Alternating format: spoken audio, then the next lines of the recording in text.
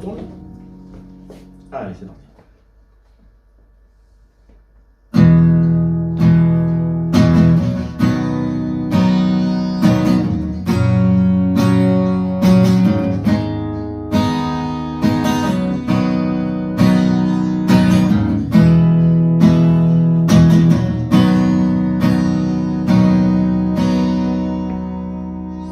Once I stood in the night with my hand all around in the darkness as black as could be, and my heart felt alone, and I cried, oh Lord, don't hide your face from me. Hold my hand all the way, every hour, every day, from here to the great unknown. Take my hand, let me stand when no one stands alone. Like a king, I may live in a palace so tall, with it riches to call my own. But I don't know a thing in this whole wide world, not worth the pain alone. Hold my hand all the way, every hour, every day, from here to the great unknown.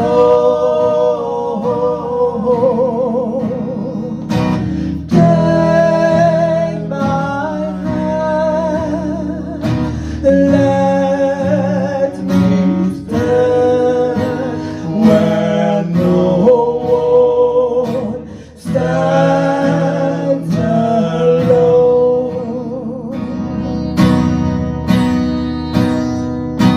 Take my hand, let me stand where no one stands alone.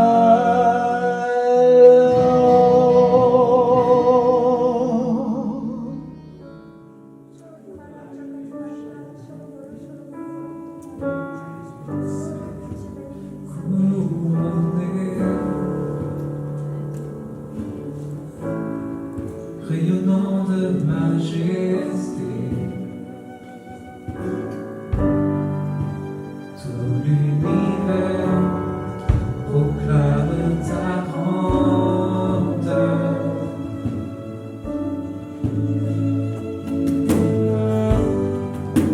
Glorifié par les anges prosternés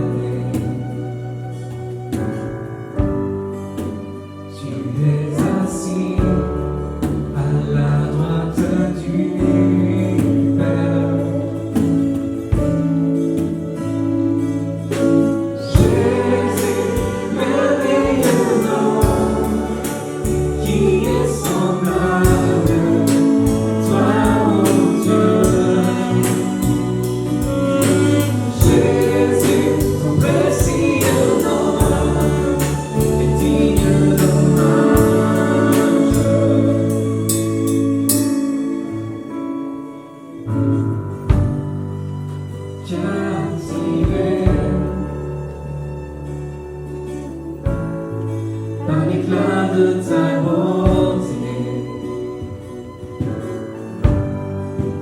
Nos voix s'élèvent pour te rendre gloire.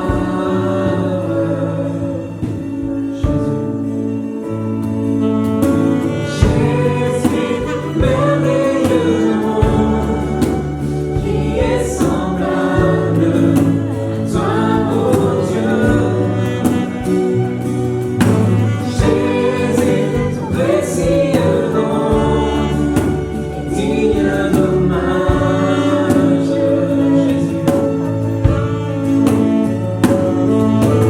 Jésus, merveilleux nom, qui est semblable à toi, ô Dieu. Jésus, ton précieux nom est digne d'hommage. Consolateur, consolateur, divin rocher, libérateur, prince de la paix, Dieu créateur, Fils bien-aimé, roi serviteur, Seigneur nouveau-né, l'homme consoleur, vive soleil levant, toi le Dieu tout-puissant, Dieu tout-puissant, Sauveur vivant, Maître souverain.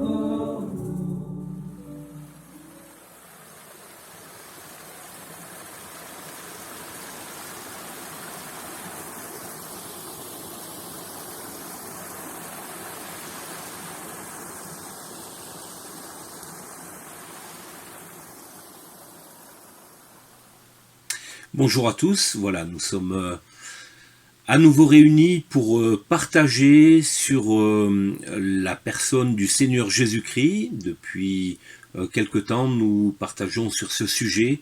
Nous avons pu partager sur la divinité du Seigneur Jésus-Christ. Oui, nous avons le droit et nous avons le devoir de louer Jésus-Christ. La parole de Dieu nous dit, tu adoreras le Seigneur ton Dieu et tu l'adoreras lui seul. Et les partages que nous avons eus nous ont montré que Jésus était réellement Dieu. Nous pouvons le louer de tout notre cœur. Nous avons pu partager aussi sur la divinité du Seigneur Jésus-Christ, ce qui nous a amené à réfléchir sur son œuvre de justification, son œuvre de pardon. À la croix, il fallait que Dieu intervienne pour le salut des hommes, il fallait qu'il y ait du sang qui coule pour le pardon des péchés. Dieu s'est fait homme et Jésus est mort sur la croix. Et depuis quelque temps, nous partageons sur les ministères de Jésus. Jésus-Christ a 3 ministères qui lui sont attribués dans la parole de Dieu. Jésus-Christ est prophète. Le prophète, c'est celui qui parle de la part de Dieu. C'est un homme qui a un message, c'est un homme qui prévient des choses présentes, mais aussi des choses à venir. C'est un homme qui est institué par Dieu. Et la parole de Dieu nous montre que Jésus a ce ministère de prophète. Jésus a été institué par son Père même. Son Père a pu faire entendre sa voix. Celui-ci est mon Fils, en qui j'ai mis toute mon affection. Écoutez-le. Et nous avons pu voir son message en son temps qui est encore actuel, le message de l'Évangile, le message de repentance pour le pardon des péchés, mais également son message pour l'avenir, les temps de la fin, mais aussi son retour qui est très proche aujourd'hui. Nous avons partagé aussi sur le ministère de sacrificateur. Le sacrificateur était un médiateur, comme le prophète est un médiateur entre Dieu et les hommes en ce qui concerne la parole. Le sacrificateur était un médiateur entre Dieu et les hommes, notamment sur le fait d'être médiateur par rapport au pardon, par rapport à la réconciliation avec Dieu. Il apportait des sacrifices pour sa propre vie, car les sacrificateurs étaient des êtres humains, ils étaient pécheurs, et donc ils voulaient apaiser la colère de Dieu par rapport à leur propre vie, mais également pour celle du peuple. La différence, c'est que Jésus est le sacrificateur, le grand souverain sacrificateur, celui qui est parfait, mais également son sacrifice est parfait. Jésus-Christ est le grand souverain sacrificateur parfait, car il n'a jamais péché, mais également parce qu'il est éternel. Les souverains sacrificateurs étaient remplacés lors de leur décès. Jésus-Christ est mort, mais bien plus, il est ressuscité. Et nous voyons son sacerdoce qui est parfait, mais également son sacrifice, le don de sa vie. Et Jésus-Christ est mort, bien plus il est ressuscité. Donc nous avons un parfait médiateur entre Dieu et les hommes, entre nous et Dieu, et nous pouvons être réellement réconciliés avec Dieu. Il n'a plus besoin d'avoir des sacrifices.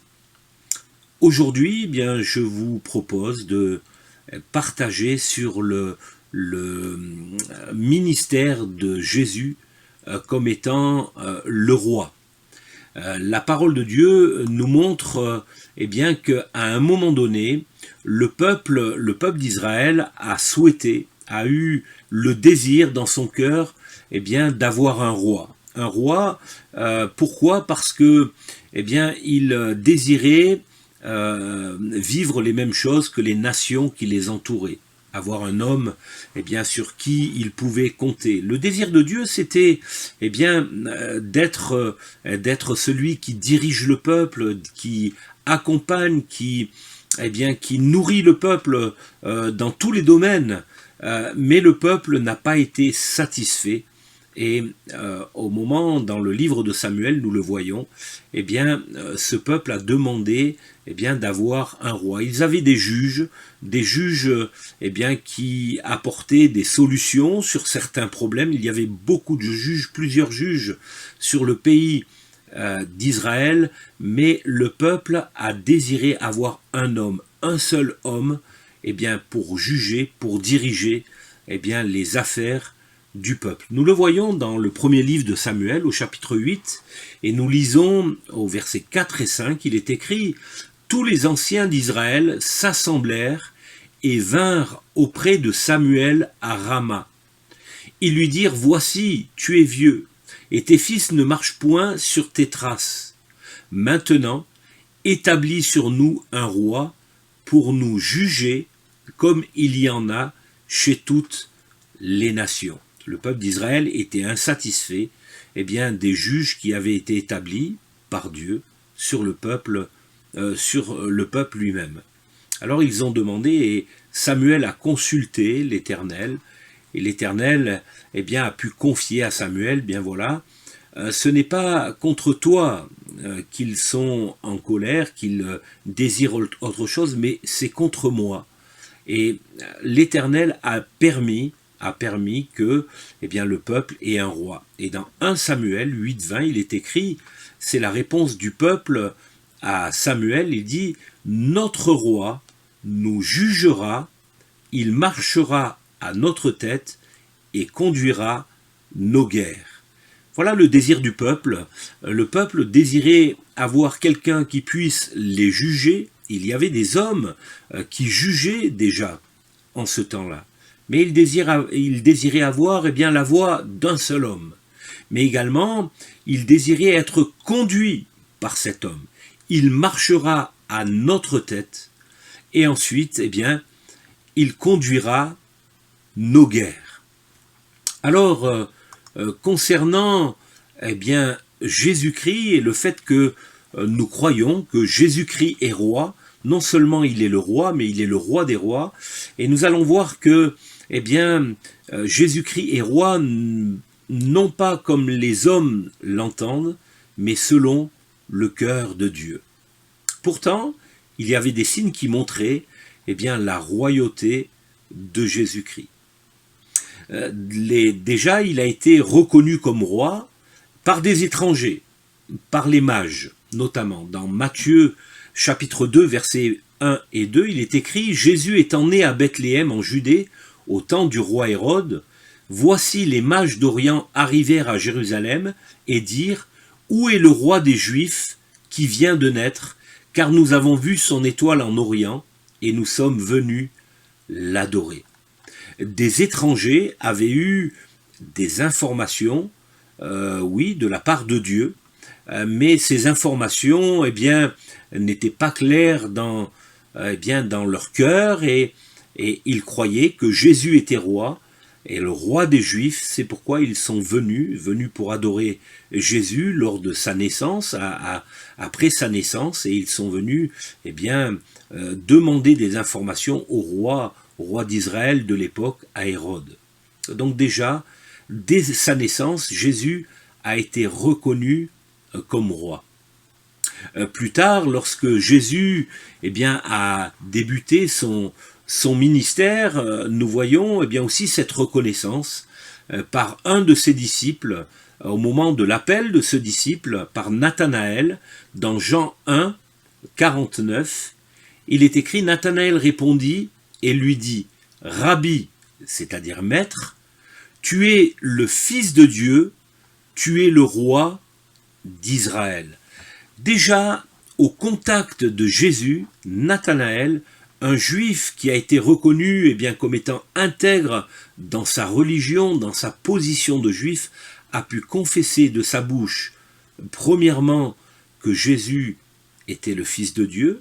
C'est vraiment étonnant de la bouche d'un juif, mais également, il a reconnu Jésus comme étant roi, et pour lui, Jésus comme étant le roi d'Israël. Également, eh bien, Jésus a été reconnu roi par la foule. Dans Jean chapitre 6, verset 15, il est écrit « Et Jésus, sachant qu'il allait venir l'enlever pour le faire roi, se retira de nouveau sur la montagne, lui seul. » Les Juifs, eh bien, au regard et à l'écoute du message de Jésus, au regard de son œuvre, eh bien, avaient reconnu quelque chose de particulier dans la personne de Jésus, et la foule, eh bien, a désiré, à un moment donné, eh bien, établir Jésus comme étant roi. Il a été reconnu comme cela par la multitude des disciples. Dans Luc 19, verset 38, il disait « Béni soit le roi qui vient au nom du Seigneur, paix dans le ciel et gloire dans les lieux très hauts. » Oui, la foule, étonnée de tout ce que Jésus eh bien, pouvait faire et dire, eh bien, avait ce désir d'établir, humainement parlant, le Seigneur Jésus-Christ comme roi sur la nation d'Israël. Dans Jean, chapitre 12, versets 12 et 13, il est écrit « Le lendemain, une foule nombreuse de gens venus à la fête, ayant entendu dire que Jésus se rendait à Jérusalem, prirent des branches de palmier et allèrent au-devant de lui en criant « Hosanna, béni soit celui qui vient au nom du Seigneur, le roi d'Israël. » Donc il y avait vraiment le désir de cette foule, eh bien, d'avoir un roi. Et ils ont reconnu, au travers de cet homme, de Jésus-Christ, qui avait un langage et qui parlait avec autorité, un message puissant, mais aussi des actes eh bien, qui étonnaient, eh bien, ils désiraient faire de cet homme leur roi. Jésus également a été reconnu peut-être d'une manière ironique comme roi sur Israël, notamment par les Romains, au moment eh bien, de son jugement, de sa condamnation. Dans le prétoire, dans l'évangile de Jean, au chapitre 19, versets 2-3, il est écrit « Les soldats tressèrent une couronne d'épines qu'ils posèrent sur sa tête et le vêtirent d'un manteau de pourpre, puis, s'approchant de lui, ils disaient « Salut, roi des Juifs !» et ils lui donnaient un soufflet. Oui, eh bien, de manière ironique également, et c'est la partie humaine également que nous pouvons voir dans ces faits. Les Romains ont reconnu Jésus comme roi des Juifs. Dans Jean chapitre 19, verset 14, c'était la préparation de la Pâque et à environ la 6e heure, Pilate dit aux Juifs, « Voici votre roi. » Un peu plus loin aussi, nous voyons que Pilate lui-même a écrit sur une tablette qui était apposée sur la croix, il a pu marquer ces mots, Jésus, le roi des Juifs. Dans sa discussion, Pilate lui-même, avec Jésus, a pu poser cette question. Dans Jean chapitre 18, verset 37, Pilate lui dit « Tu es donc roi ?» Jésus répondit « Tu le dis, je suis roi. Je suis né et je suis venu dans le monde pour rendre témoignage à la vérité. Quiconque est de la vérité, écoute ma voix. » Et là, nous voyons une discussion entre une question concernant une position humaine, une position de roi humain, et également une réponse concernant sa position en tant que roi, le roi des rois, non seulement le roi d'une nation, mais le roi des rois, le roi des nations. Dans Matthieu, chapitre 27, verset 11, il est écrit « Jésus comparut devant le gouverneur l'interrogea en ces termes « Es-tu le roi des Juifs ?» Jésus lui répondit « Tu le dis. » C'est un reproche, le fait que Jésus ait pu non seulement affirmer sa position de roi, et les hommes n'ont pas compris, puisque ce n'était pas une position royale humaine, mais c'était un reproche que les Juifs avaient contre Jésus, et ils ont pu se servir de cela eh bien, pour le faire accuser. Dans Luc 23, 2, il est écrit « Ils se mirent à l'accuser, disant « Nous avons trouvé cet homme excitant notre nation à la révolte, empêchant de payer le tribut à César, et se disant lui-même Christ roi. » Également dans Jean 19, 12, dès ce moment, Pilate cherchait à le relâcher, mais les Juifs criaient « Si tu le relâches, tu n'es pas ennemi de César. Quiconque se fait roi se déclare contre César. » Donc nous voyons eh bien, que cette position de royauté a été quelque chose de particulier, un problème dans le cœur des hommes. Et c'est encore aujourd'hui un problème, parce que nous n'avons pas cette notion spirituelle de royauté. Jésus n'est pas venu pour monter sur un trône humain, pour diriger des affaires humaines, pour juger des affaires humaines, pour conduire des guerres humaines. Non, Jésus n'est pas venu pour cela. Il est le roi des rois, et il veut simplement régner sur notre cœur. Il est le roi de paix, il veut faire régner la paix dans notre cœur. Il est le roi d'amour, il veut faire régner l'amour dans notre cœur. Pilate a fait inscrire, nous l'avons dit tout à l'heure, Pilate a fait inscrire ces mots.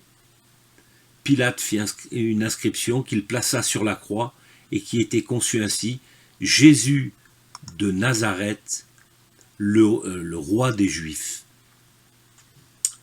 Jésus est, c'est ce que la Bible révèle. Jésus n'est pas un roi comme on l'entend au niveau humain, mais Jésus est le roi des rois.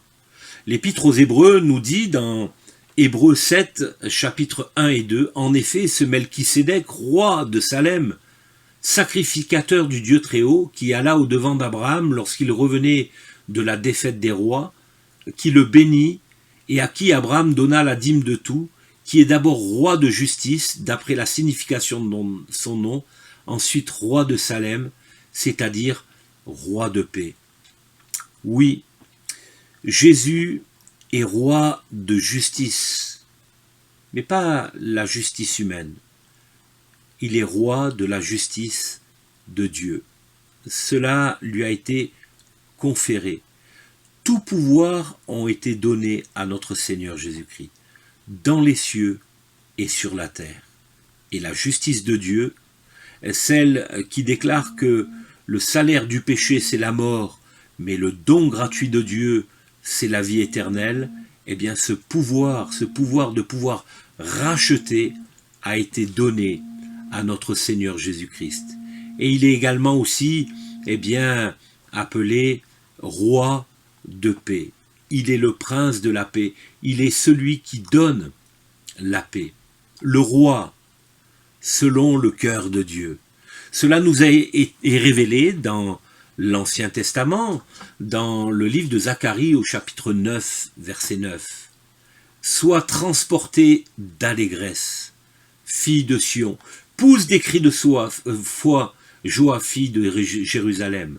Voici, ton roi vient à toi. » Quelle différence entre les Juifs qui ont voulu un roi, qui ont voulu qu'on élise un roi, et celle de Jésus qui est venu jusqu'à nous. Notre roi, le roi de paix, le roi de l'amour, eh bien, est venu jusqu'à nous pour nous sauver, pour nous réconcilier d'avec Dieu. Roi des rois, Seigneur des seigneurs. Le texte nous dit, il est juste. Il est juste. Il n'y a pas d'ambiguïté. Il n'y a pas de corruption. Mais c'est vraiment la justice de Dieu. Il est venu à accomplir cette justice de Dieu. Nous réconcilier avec notre Dieu.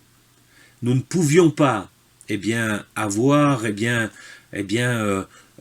cette réconciliation par nous-mêmes, quelles que soient nos œuvres. Mais Jésus est venu payer la rançon pour nous tous. Il est le roi de justice et il est victorieux. Le texte nous dit, il est juste et victorieux. Et sa victoire, eh bien, elle se voit à la croix. Il a mis en spectacle les dominations, les autorités, les princes de ce monde. Oui, il a pu dire, tout est accompli. Il a accompli la justice de Dieu. Et également, ce roi, eh bien, n'est pas vu de manière éclatante comme nous pouvons voir les rois de ce monde.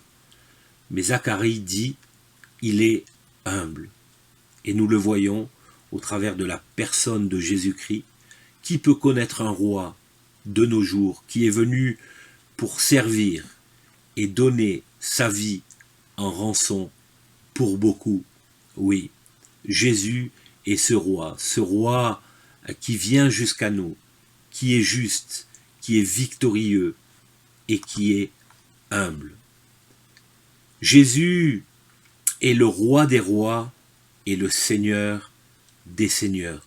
C'est ce que révèle la parole de Dieu, c'est ce que révèle le Nouveau Testament, c'est ce que révèle le dernier livre du Nouveau Testament. Apocalypse 17, 14. Ils combattront contre l'agneau, et l'agneau les vaincra. Oui, comme nous venons de le voir dans l'Ancien Testament, cela s'accomplit. Jésus-Christ, l'agneau de Dieu, le roi des rois, vainc tous nos ennemis. Parce qu'il est le Seigneur des seigneurs et le roi des rois, et les appelés, les élus et les fidèles qui sont avec lui vaincront aussi. Quelle grâce de savoir, nous qui faisons partie de son royaume, que nous sommes vainqueurs en Jésus-Christ. Apocalypse 19, 16, il avait sur son vêtement et sur sa cuisse un nom écrit, Roi des rois et Seigneur des seigneurs. Alors, pour terminer, que nous puissions être encouragés. Même si nous vivons des choses difficiles de nos jours, les temps sont accomplis. Et ce que Jésus a annoncé s'accomplira bientôt. Oui, Jésus va établir bientôt son royaume. C'est ce que nous révèle le livre de l'Apocalypse au chapitre 20, verset 4. Et je vis des trônes, et ceux qui s'y assirent furent donnés le pouvoir de juger. Et je vis les âmes de ceux qui avaient été décapités à cause du témoignage de Jésus, et à cause de la parole de Dieu, et de ceux qui n'avaient pas adoré la bête, ni son image, qui n'avaient pas reçu la marque sur leur front et sur leurs mains. Ils revinrent à la vie, et ils régnèrent avec Christ pendant 1000 ans. Les autres morts ne revinrent point à la vie jusqu'à ce que 1000 ans fussent accomplis. C'est la première résurrection. Heureux et saints ceux qui ont part à la première résurrection.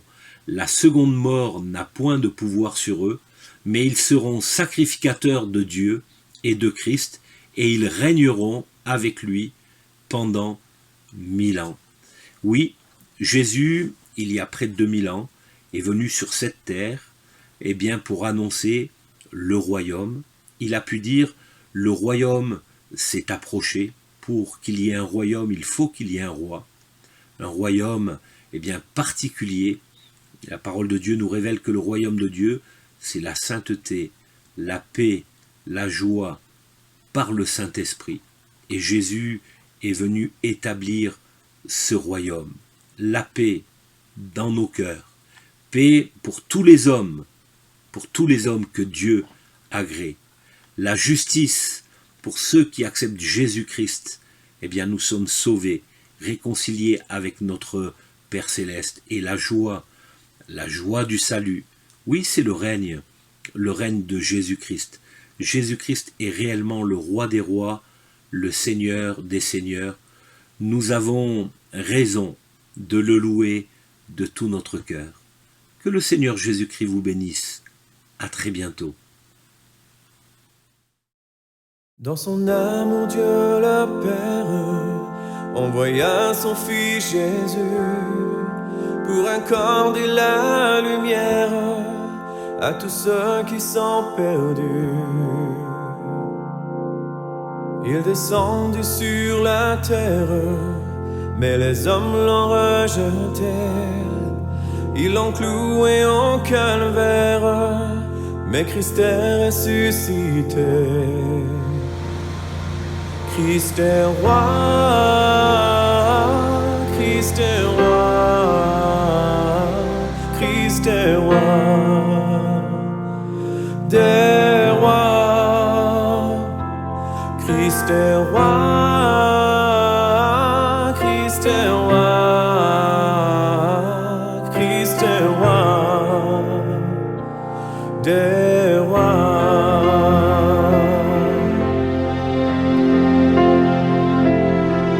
Les croyants de tous les âges portent son nom sur leur cœur. Dans l'épreuve, ils gardent courage, car leur Dieu est un sauveur. Ils vont par toute la terre annoncer le Fils béni, fiers de porter leur bannière sur laquelle il est écrit: Christ est roi, Christ est roi, Christ est roi des rois. Christ est roi, Christ est roi, Christ est roi des rois.